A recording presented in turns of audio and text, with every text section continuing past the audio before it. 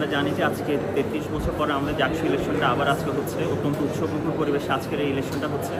আমরা যে ধরনের ছাত্র প্রতিনিধি হিসেবে আমাদের চাই, আমরা হচ্ছে এমন অনেক ফুল দেখেছি, এমন ছাত্র প্রতিনিধি আমাদের জাতীয় থেকে বের হয়ে আসবে যারা হচ্ছে আমাদের প্রতিনিধিত্ব করবে, আমাদের সমস্যাগুলো সমাধান করবে এবং খুব সুন্দর একটা সুষ্ঠু পরিবেশ আজকে নির্বাচনের মাধ্যমে আমরা অনেক ভালো ভালো আমাদের প্রতিনিধি পাবো বলে আমরা আশা করতেছি।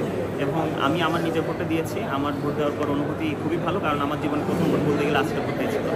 যুক্তরাষ্ট্রের ১ নম্বর জিম চেইন গোল্ডস জিম এখন আবারও বাংলাদেশে।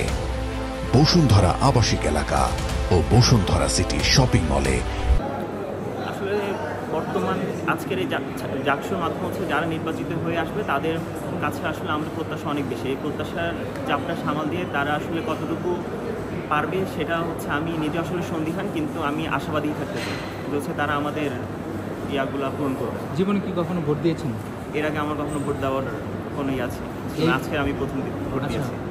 বিশ্ববিদ্যালয়ে এমন কোনো সমস্যা আছে যে সমস্যা এই জাকসুর মাধ্যমে নিরসন হবে?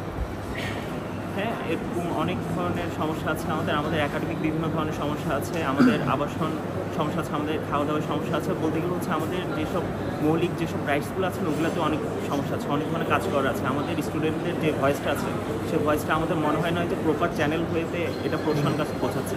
আমাদের ছাত্র প্রতিনিধিরা আমাদের এই ভয়েসটা প্রশাসনের কাছে খুব সহজে পৌঁছাবে বলে আমরা আশা করতেছি। ধন্যবাদ।